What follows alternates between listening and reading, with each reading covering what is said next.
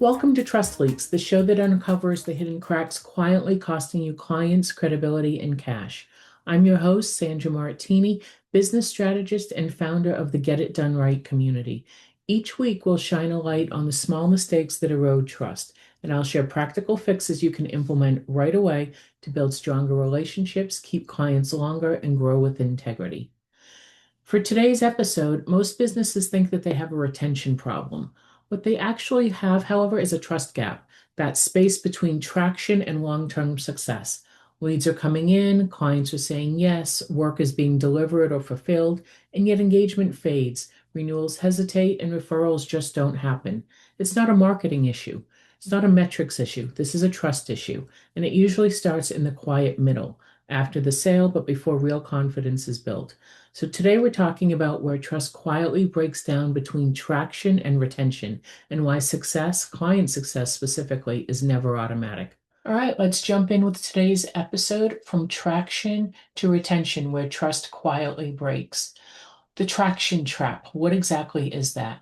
We often think that traction creates momentum, so we're moving along, things are going great, and it does. However, that momentum does not equal trust. Early wins, we've talked about making sure that your client has an early win. Those early wins are fantastic. However, they can also create false confidence amongst either you or your team. What that means is that teams tend to relax a little bit after the sale. So there's all that work, we build up, we get the sale. Yes, things start to go nicely. The client has a couple of very early wins. Fantastic. And then we kind of step away, not consciously, it just tends to happen. And that's where trust starts to quietly erode. See, we have this unspoken assumption that if the client is quiet, everything must be fine. And anyone who's had children knows that that's not true. You hear nothing coming from the room, you want to go check it out and see what's going on in there. Sometimes it's totally great, and sometimes your walls have been painted. You just never know. So rather than have that unspoken assumption that quiet means everything is good, stop and say, okay, where can I check in? Does the client need some accountability? Do we need to do an update? What's going on? See, that first 90 days that you're working with a new client, that's the 90-day window of trust. It's what I like to call it. This is when the clients decide, again, either consciously or not, did I make the right choice? Is this the right person or company that I want to be working with? Do they see me? Am I just another number, or am I actually seen, cared for? Do they care about my results? And most importantly, is this going the way I thought it would? Okay, so this is a thought that your client is having, possibly consciously, possibly not. But they're wondering, is everything going the way I thought it would? So not the way you, the vendor, thought it would, but in the client's head, when they plunked down their credit card, when they sent you that wire, are things progressing the way they expected? Whatever their perception was. If they are, fantastic. Do you know the answer to that question? So the client has that question going around in their head. Do you know what they're thinking? Yes, this is fantastic. I'm so excited. It's going exactly as planned. Or, I don't really feel seen. I don't really feel heard. I feel like every communication is a challenge. Okay, so you want to get in front of that. And this 90-day window of trust is when you build that trust. You check in, you make sure that things are going smoothly. There's 4 quiet trust leaks during this 90-day window. The first is presuming instead of validating. Well, what do I mean by that? It's that assumption again. It's assuming that everything is going well. It's assuming without confirming. So you may be putting stuff out there, giving it to your client, and you may not hear back, and you're thinking, great, they're fine. They're plugging along, going with A, B, or C. But what you don't know is maybe they're in overwhelm. Maybe they've got so many options, they don't really know which one to start with. And so they're having all of these struggles, and yet they don't want to bring them to you, or they just don't bring them to you. Assuming without confirming, huge, huge trust leak. Okay, a second trust leak, overpromising progress. What does that look like? That's that vague optimism where instead of having clear milestones, you're simply assuming, okay, the client gets that we're here. Or you have an update call. This is particularly true for agencies. You have an update call and you say, we are on track, everything is going great, but there's no explanation or showing of how you're on track. That's another trust leak. So, one of the things that we do with our clients is we give them a red, yellow, green. So if we're working on something or if we're responsible for helping contribute to specific goals, when we have a weekly update or bi-weekly update call, you say, okay, this one, green, all's good, we're on track. And here's what that means. This one, we're a little off track, it's yellow. And here's what that means. And here's what we're going to do or are in the process of doing to bring it back on track. And then there's red. This one, what we're a little concerned about. We've done A, B, and C. It's not moving the needle. It's not having as big of an effect as we wanted. And here's what we're doing about that. Whether the news is fantastic or not so much, you're keeping your client in the loop and they now know what on track or not on track means for them. So that ensures that they feel seen, they feel heard, and they know that you have a vested interest in their success, whatever industry or whatever we're talking about here, whatever that happens to be.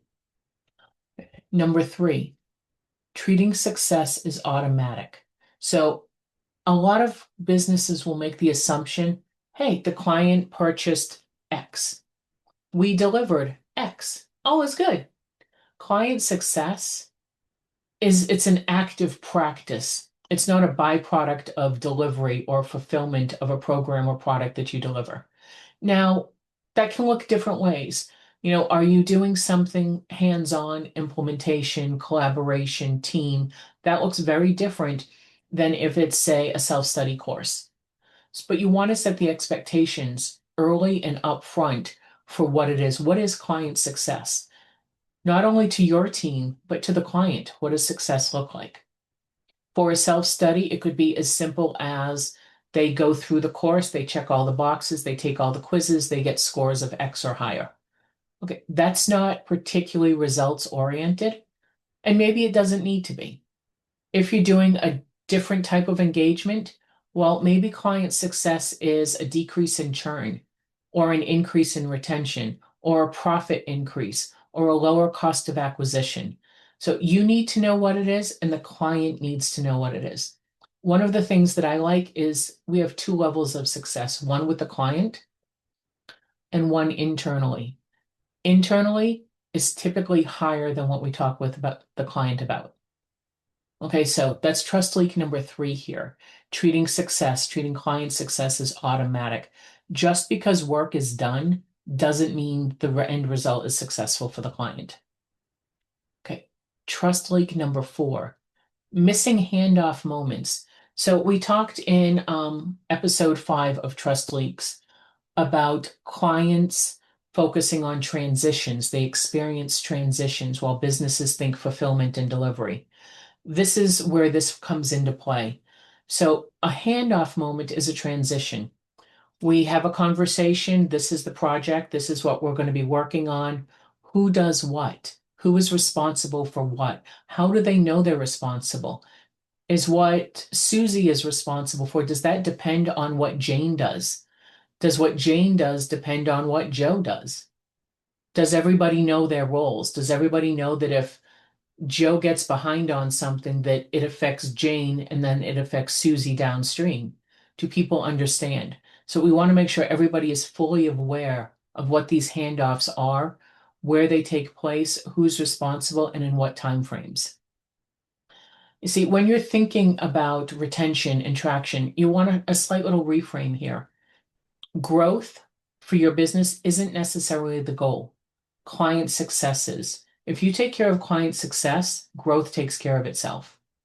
So retention, and this is something a lot of people don't fully realize, retention is not a metric problem. It is a metric, and it is definitely one you want to track.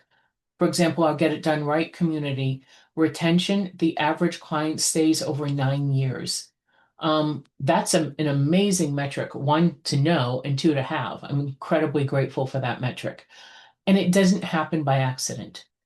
You see, retention, it's not the metric problem, it's a habit problem.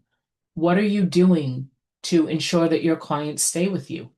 Do they see the runway with you? Do they say, oh, look, Susie's doing A, B, and C. Susie's keeping up with her knowledge. She's learning new things. She can support us in new ways. Is there follow-up? Are you sharing what's going on, sharing information with your clients?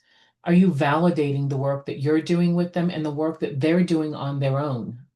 Are they getting results? Do you have clear communication? Who does what? Who's responsible for what? Is there a why involved? Okay. If things aren't going well, do you call it to attention and you say, "Hey, let's have a conversation about this. Let's clear something up." Are you intentionally checking in? So are there intentional checkpoints where you say, "Okay, we're this far along in the task, the project, the relationship, the whatever. Let's do a check-in. Here's where we were, here's where we are, here's where we're going. Do we have any questions, anything we want to clear up?" These are all of the things that helps turn traction into retention. So we just started this whole call out with traction creates momentum. However, momentum does not equal trust. These are the types of things that you want to pay attention to, that you want to document, you want to have systems in place for, so that traction creates momentum, and that momentum, by default, in your business, creates success because of what you've lined up.